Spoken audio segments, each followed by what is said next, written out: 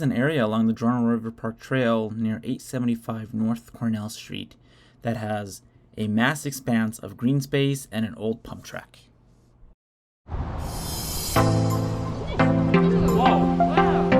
Wouldn't it be great if there's a pump track over there? Yeah, or if there's like green space and an expanded garden.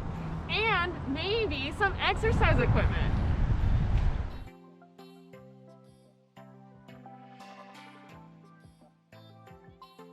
Good thing we have an idea that'll serve the community and better its residents. Good thing we learned awesome skills and learned some great stuff and knowledge through our Westside Leadership Institute class in this spring.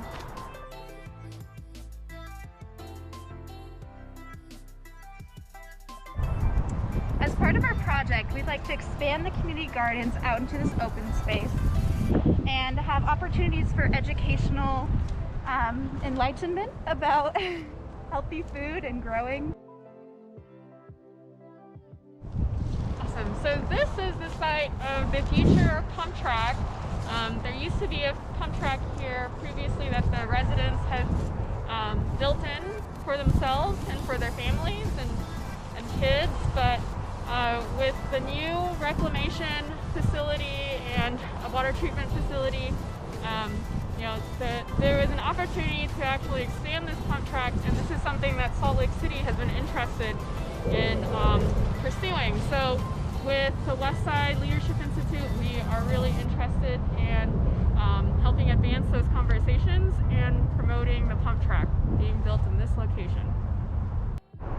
Our next steps for this wonderful area is to be able to then continue working with and through our grant process, applying for a few grants that we've been looking at, and hopefully from there being able to work with local community organizations and groups that are affiliated with the Toronto River Park Trail system, and also developing areas such as like green spaces or pump tracks, and then getting together in order to accomplish our vision of having this finished pump track, having the green space with exercise equipment and areas for families to enjoy, and hopefully expanding upon the awesome community gardens that we have here in the area. We just want to say thank you to our Westside Leadership Institute class, our professors, our instructors, and being able to guide us and teach us the skills necessary to do projects like what we discussed today. We're really excited to implement this and turn this into reality. Should be a great amenity for residents. Yeah, and just want to reiterate, thank you, Ibis, Jesus, Minerva, everyone from the class, all the folks that came and attended and presented to the classes, and our awesome classmates. So really, woo!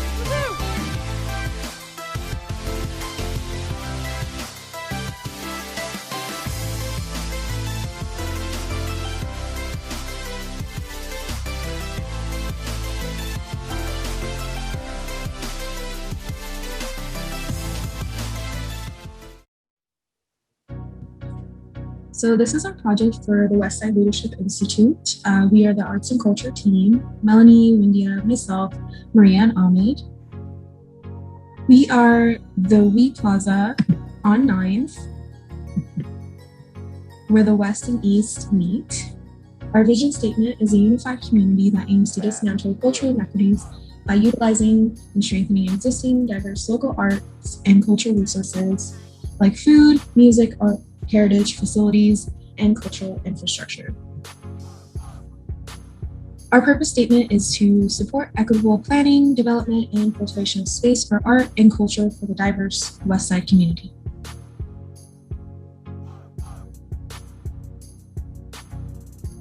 So for the community issue, we have the current condition and desired condition. For the current condition, there is a lack of belonging and culturally relevant community gathering mechanism among Westside residents for the Westside resident. Desired condition, through this project, we hope to cultivate and embrace the community historical multicultural heritage to enhance culturally inclusive gathering space that promote cultural diversity, art, and social capital among already existing Westside community resource. And the question that we're gonna ask is how through community assistant mapping. which means supporting and identify already existing resource and historical cultural places and spaces. Urgency of the issue.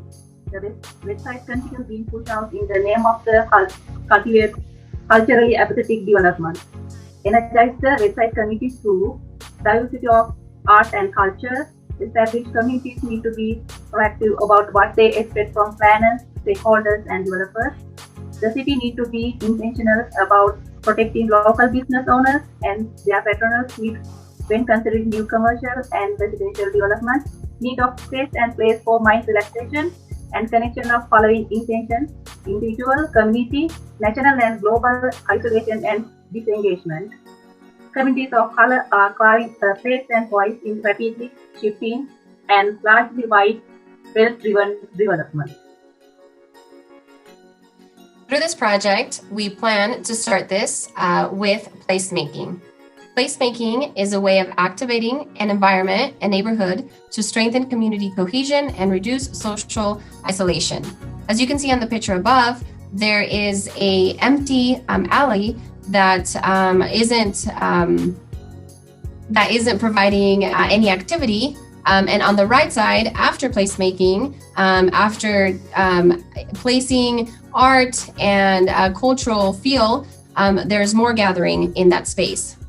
The pictures below show actual sites of the neighborhood on 900 South between 300 West and 900 West. And as you can see, the places do seem a bit empty. And through placemaking, we can be able to add more activity through these sites. Why community connection through art and culture matters. Art and culture has many expressions. Murals, sculptures, music, and dance are a central part of identity and enrich the public realm with the stories of communities' history and culture. Public art can be a more integral part of the public spaces, such as plazas, transit stops, fronts of existing buildings, and in new developments as well. And in addition, these public places also provide opportunities for other cultural activities that can occur, such as festivals and performances. This is what we envision for the We Plaza project. We want to add more art and culture in these empty spaces. Through the We Plaza project, we will feature 10 local businesses and local artists through the We Passport. We have already created a Facebook page where we will be sharing local Westside businesses on the We Facebook Plaza page. We will highlight a Westside business and connect them with a local artist for murals, sculptures, or dance. We will create and establish 4 pop-up plazas on the west side, and we will invite 9th and 9th East neighborhood and others to partake in the We Passport and pop-up plazas.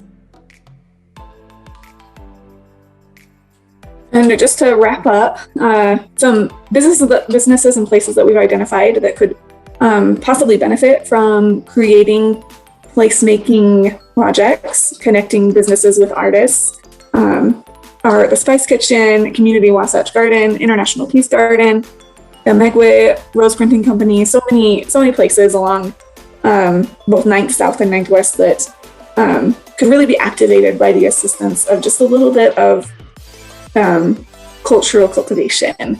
Stakeholders in this project range from individuals in the community to business owners to Utah Arts Alliance, community councils, representatives in the area like Luz Escamilla and Angela Romero. There's just so many opportunities that we think can provide gathering spaces, inviting spaces for people to come out and enjoy this community. So we invite you to help us with that. Go ahead, there's a QR code that will send you to the We Plaza Facebook page. We'll start to activate that page pretty soon here. Engage with the Facebook posts. Create your own posts about Westside businesses or artists or musicians that you particularly enjoy. Make sure that you look for those passports to come out. There'll be physical brochures as well as digital versions. So look for that and continue to support our Westside businesses and artists. Thank you so much, everyone. We look forward to working with you all.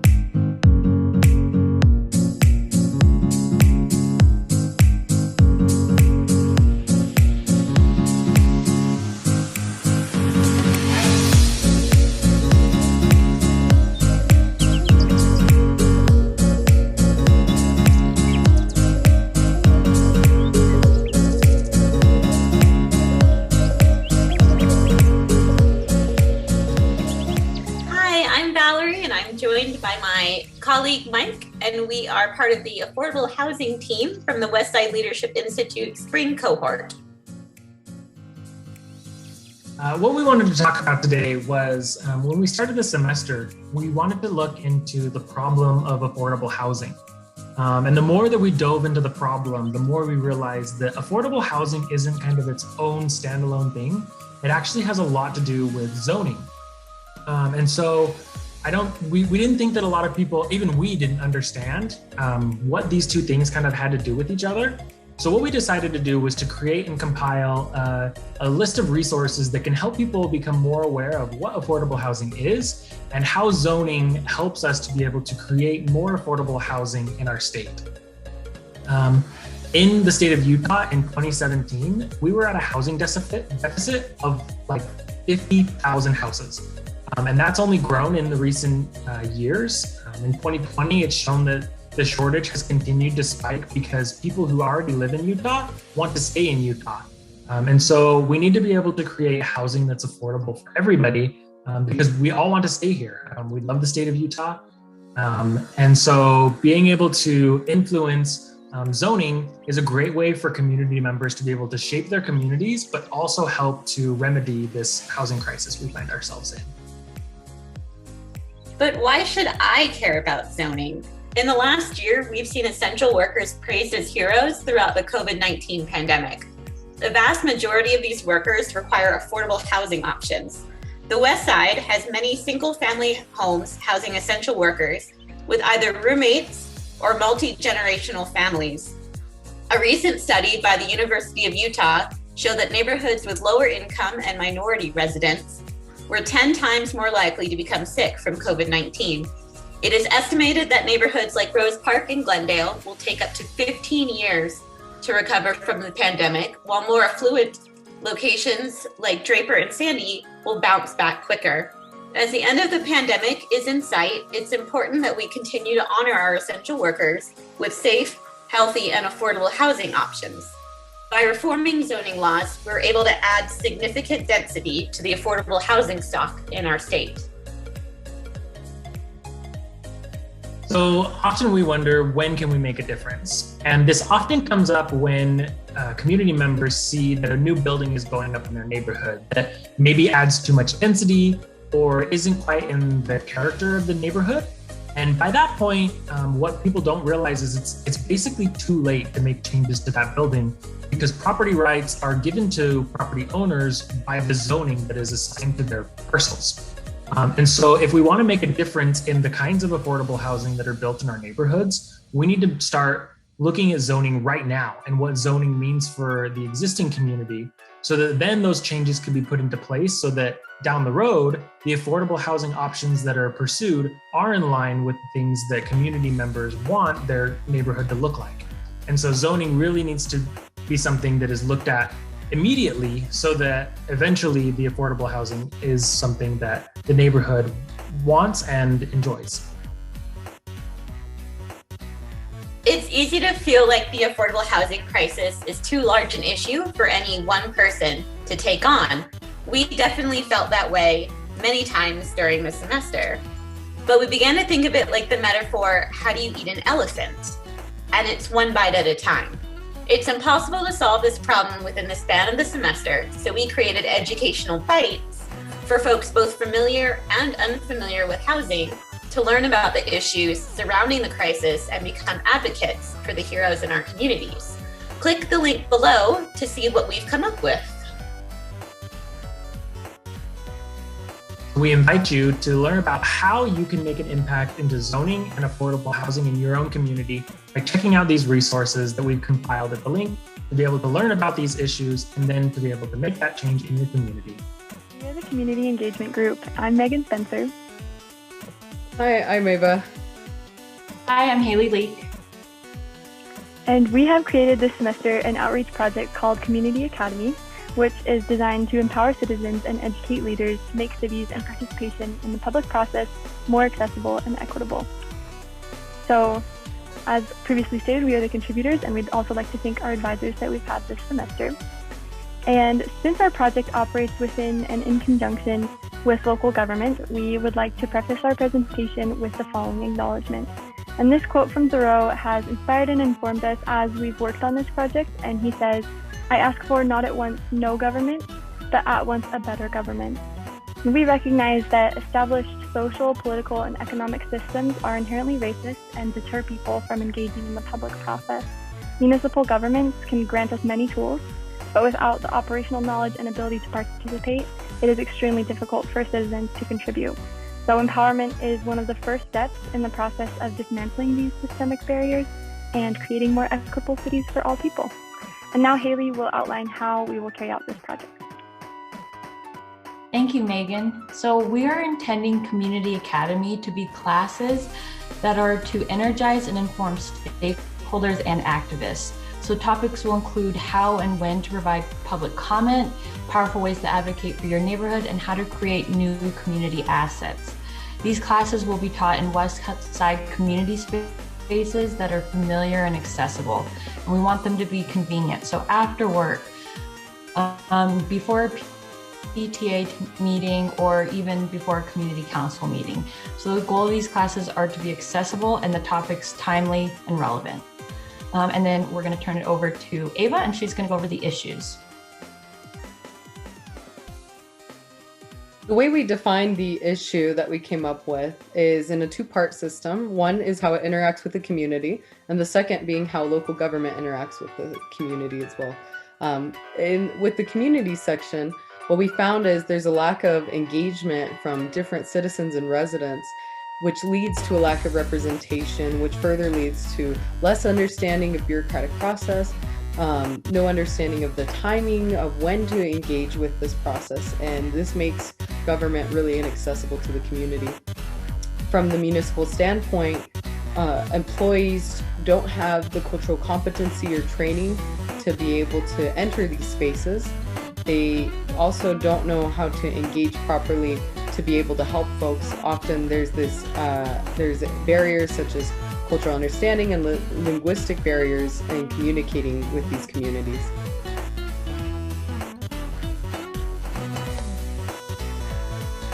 So the mission of these classes is to build a more equitable framework for engaging with underrepresented communities to ensure that they are equipped to work with municipalities and underrepresented populate and empowered to represent themselves in the decision-making process. So we're really interested in engaging with groups early on in the process to ensure they're not caught off guard by the process, but rather included in the decision-making process and end results. So we understand that the scarcity of time and resources, but just because certain communities or neighbors don't participate in the process doesn't mean they don't care about it. So we want to change that mindset and make these classes accessible so they can engage in with local government and policy and lawmaking. Thank you, Haley.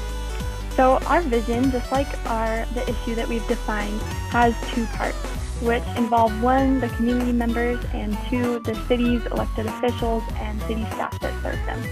And we recognize that it truly takes participation from everyone to make change happen. It can't be one-sided.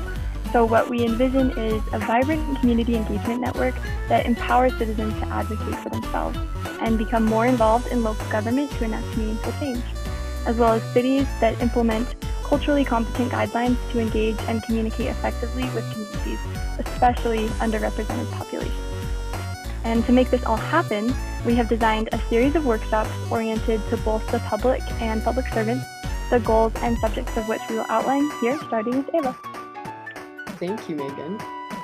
So as described previously, these workshops help us reach these tangible goals, which is to help communities emphasize their values and priorities, gain ownership, and build collective action so that they can build onto and create community assets, and of course gain knowledge and the experience of the bureaucratic process. This also allows our leaders to climb in a way where they can start accessing more representation early on. This could be in their community councils, this could be on the city council, and furthermore gain more leadership experience for their neighborhoods and communities. And we'll go on to our first workshop. They've been purposely designed to be relevant and to have information that matters. The first one being related to property rights and development issues. You want to fight gentrification? You've got to start with Zoning 101. This allows communities to come together and find the first point of access and entry into this bureaucratic process early on, so that you're not stuck later advocating and put in a position where you're not able to help your community furthermore. And in this process, in this workshop, you'd be able to learn how to give public comment, advocate for resources and revitalization of your neighborhood, and again, continue creating those ideas and molding them into a framework that allows the city to invest furthermore into these community assets. Okay, and to our next workshop, please. Thanks, Eva. So the second workshop will be on cultural competence, trust, and transparency. Don't trust the government, befriend your community liaison and community council. So this will be a joint workshop for both citizens and staff, focusing on cultural competence training and building trust between community members and those who serve them. So the tools presented will allow for both communication and a network of relationships to exist between neighborhoods and city employees, inspiring connection in place of confusion. So it will be a really excellent opportunity to meet others in the community and get to know local leaders. And cultural competence training would allow leaders to better serve the public. Cultural competence is defined as the ability to think, feel, and act in ways that acknowledge, respect, and build upon ethnic, sociocultural, and linguistic diversity. So a culturally competent local government would honor, respect, and value diversity both in theory and in practice. It would listen to and serve all people. And that is the core ideology of these workshops, is really to make sure everyone is heard and everyone is served. And now Haley will go on to our final workshop. Thank you. So our final workshop would focus on public safety. So if you think your police officer should wear a body camera, learn how to provide that feedback. So voice your opinion at public hearings and engage with the local board and commission. Currently, the only avenue in Salt Lake City to provide feedback on public safety is through the Commission on Racial Equity in Policing. So we want community members to understand the power of boards and commissions and see them as frontline ways to access city government. They provide an opportunity for the public to voice their concerns to city staff and elected officials, but it also is a space to recognize public concern and energy around an issue. So these workshops are very timely, they're needed. We want community members to feel like they have the knowledge, power, and voice to interact with local government. So if they don't feel like they have that and they don't know where to start, we want to say start with Community Academy and bring your neighbors. So these workshops, the curriculum development, the activists we want to invite, and the public servants we want to engage all accumulate to a very strong goal that we want to reach. If you want to go to the next slide. So we see as each topic and issue building on top of each other to reach our ultimate goal. And I will turn that over to Megan. Thanks, Haley. So like Haley was saying, this is our ultimate goal, and it's basically a restatement of our mission and our vision. And we see these classes as providing the education that will lead to the empowerment of both citizens and leaders, which will lead to equity and justice in our cities. And this is what we are striving for as activists, as planners, as city employees, as citizens of our cities. We want there to be equity and justice for all people, and that cannot happen without opportunities like these to learn about how to engage in the public process and to be able to participate in a way that empowers people and helps them truly achieve the goals and the visions that they have for their own communities. And I'm going to turn it over to Eva for our final comment. Thank you, Megan. That was really powerful. Again, I think what these tool sets do is in creating, in giving knowledge as a tool to these communities, it creates a pipeline to where we can have representative leadership and justice in these neighborhoods where they can advocate and ask for resources to be allocated to them, where they can build assets for their neighborhoods to share, and ultimately rejoice in what is and makes up these communities in Salt Lake City. We're a unique city, it's growing quickly, and it's important that we get the representation that these neighborhoods deserve. Thank you.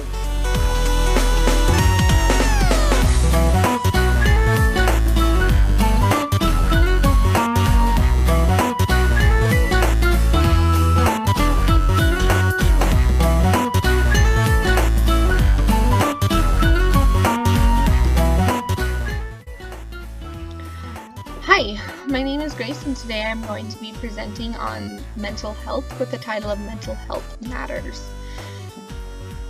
I was a part of a group that studied mental health, and we came up with the following statements. Our problem statement is that people do not seek assistance when they experience mental health issues because of the stigma, socioeconomic and cultural factors, and individual characteristics associated with it. Increasing access to mental health in order to end the stigma on mental health and building connections was our vision statement, and our purpose statement is empowering individuals through education and conversation, as you can read on our PowerPoint there. So what does this mean? This means that as a group, we saw the pain point of people not being able to get the care they need for their mental health problems and challenges. So we wanted to do something about it. One of the big things we noticed was that when people had a personal story to relate to mental health matters, they became more passionate about it, or at least they had something to connect it to. For example, if you think of your friend Sarah, every time you hear about someone with mental health because of her story, then you connect your friend Sarah with the mental health and become more passionate about it. I will illustrate this point by telling you a story that a teacher of mine from my junior high school class told me. She says, I used to think it was normal to be down because everyone feels sad. In elementary school, my friend killed himself, and even though I wasn't really close to him, it devastated me.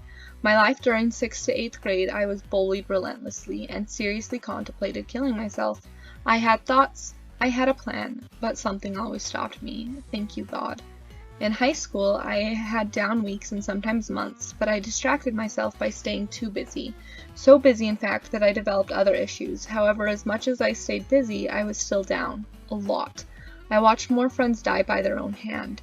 That might not sound bad, but I've lived in a very small town. I graduated with 42 kids in my county. So having friends die by suicide every year was devastating. Fast forward to being married and having a friend get mad at his wife and shooting himself dead, leaving a wife and 2 children alone.